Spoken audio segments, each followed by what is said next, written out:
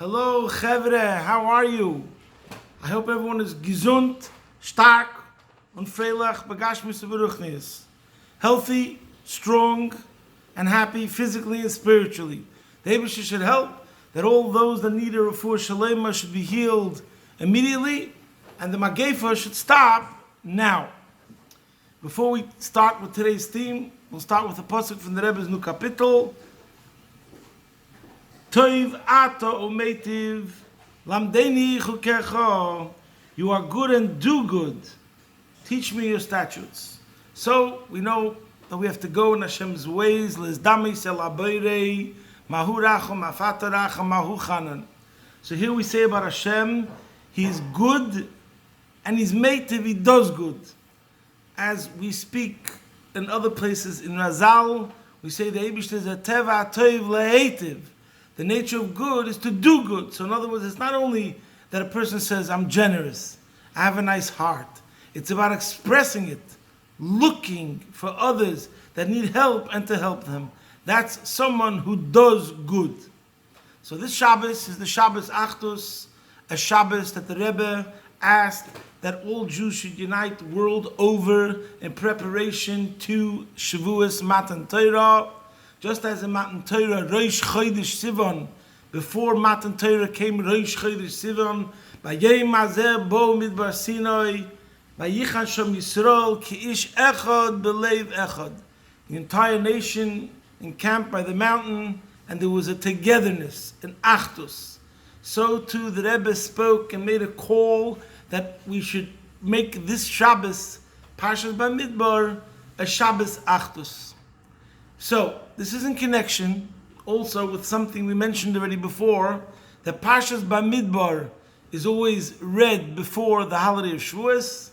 One explanation, we spoke a couple of times this week about the concept of desert and the Torah being given in a desert. But the other central theme, the theme of this week's Parsha, is counting. They took a census of Bnei Yisrael. And in English, we call the book Bamidbar Numbers, because it's talking about the numbers of the Jewish nation. So it's explaining the Hasidic thought that why is it that we have this concept before the giving of the Torah, to show that every single Jew is important. Just like by Matan Torah, we say that if one Jew wouldn't have been by Matan Torah, then the Torah could not have been given. So too we say that the worthiness and the importance of every single Jew is to no end, and therefore we have this idea of counting, which the idea of counting is that everyone counts, and everyone counts equally. It doesn't make a difference if you're a multi-billionaire, or you're as poor as anything, or you're a philosopher, scholar, or an ignoramus, whatever you are, whoever you are, 2 years old, 90-year-old, the story is you count as one. So that's one lesson, and that explains one connection between counting and Matan Torah. But as we also spoke many times, the beauty of Judaism is that in almost every single concept and theme, we see both sides. We mentioned before the idea of klal and prat, the individual and the community. There's a religion, and it says rules, and there's a sense that a person has to conform. And we spoke about this dilemma, this tension, but what about me?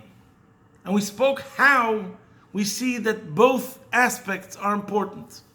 Now, so too, what's amazing about the concept of counting is that in other places, the Rebbe brings out the point of counting, and that each one counts as one, means that each one counts as a distinct one, a unique one. Not the equality, that everyone's a one, but the idea of the individuality. That's a famous sikha of Vayakel Tovshin and Beis, where the Rebbe spoke on the concept of Vayakel and Pekudei, and Pekudei also means counting, and over there, the Rebbe speaks about the idea of Vayakel as the community, congregation, the klal, and Pekudei as the individual. And this is the message for Shabbos Achdus. We have to have Ahavas Yisrael on both levels. We have to have Ahavas Yisrael to another Yid because he's a Yid. And he makes up part of the klal. And that without one, the entire klal is lost, is incomplete. But then it's not enough. We also have to have Ahavas Yisrael to see him as an individual and his special individual contribution that he brings to the table, that he brings to the nation. So there's two analogies, both beautiful, that bring this out. One is from a body. In many places in Hasidic thought, it speaks about the idea of Yisrael Guf Echad. The Jewish nation is one unit, one body. What do we see about a body? A body has Ramach Evarim v'Shasar Gidim. A body has 248 limbs and 365 veins. If one is missing, then the body is not a perfect body. It's incomplete. And guess what? If it's missing an appendix, it's also incomplete. We might not have figured out exactly what the benefit and the utilitarian purpose of an appendix is, but nevertheless, it's not the way we have a perfect body. So in other words, we're not talking about the individualistic contribution that each limb brings. We're saying that a perfect body equals 248 limbs. But then we say no. Each limb brings something different to the body. And therefore, it warrants a separate respect. In the classic terminology, there's a head and there's a foot. There's head and feet. So some people in the nation are usually called the heads, they're the leaders. But just like in a body, only through the feet could the head get where it's meant to get going. So too, only through the feet, those that are not the heads, can the heads carry through what they're meant to accomplish in life. So in that sense, the feet are also a head. In what their job is and what their mission is and what they're meant to accomplish, they are the heads. So that's a separate point. It's not only that a complete body means it includes everything, but more than that, each and every part has a unique, special quality. Now, the same thing we say concerning, it's so amazing about a Sefer Torah. We say Yisrael is yesh shishim ribi oises l'Sefer Torah. A Torah scroll is compared to the Jewish nation. And one of the things we say to bring out this idea is that just like the nation, if one Jew feels alienated from the nation, the entire nation is missing and incomplete. So too, it's with the Sefer Torah. If one letter in the Sefer Torah is not kosher, then the entire Sefer Torah becomes possible, unfit. Amazing. But then we say another fascinating point. If the whole idea of the letters of the Torah are representing unity and unification, so it should have been written in a script style. Like in English, we have script, where the letters are connected one to the other. And over here in Jewish law, we say the opposite. They must be separated. It's called mukaf gvil. Every single letter has to be completely separated from another letter. A distinct being. Why? Because at the same time that we stress the unification of the Jewish nation, that without one, the entire nation is incomplete, we also stress that not only do you have to look at him as a one, meaning to say, without him, something's missing, but more than that, he's a one which is different than every other one. And therefore, we need him to accomplish what he has to accomplish and no one else can accomplish. So this is very, very important when it comes to Ahavas Yisrael, Shabbos Achdus, and we're dealing with another Yid.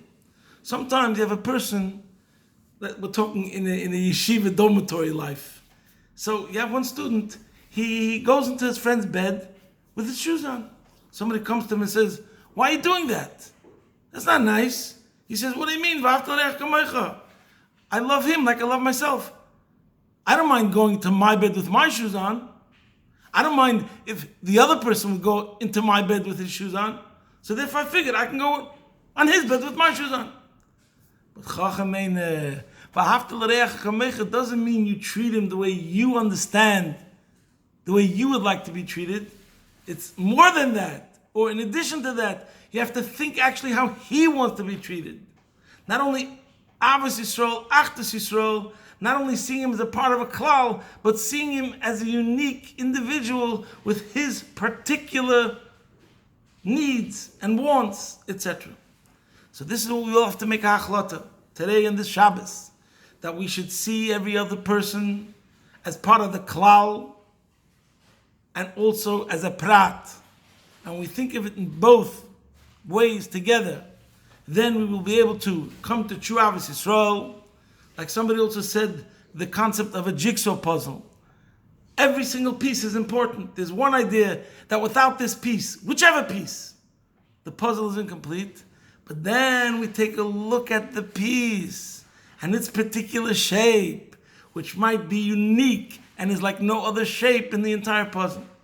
So both things are true, and both things have to be thought about. A person has to be conscious and have this perspective when he's dealing with another Yid.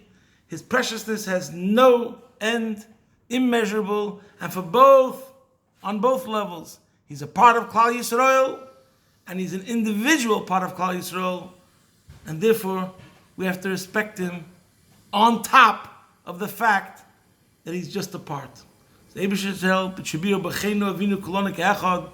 have a true Shabbos Achdus, and this will bring us brachas to no end, including the Gula Mitzvah Shlema, take it from Yad Mamish, posting from my home, Be'ez Hashem Yisborich, your man in Melbourne.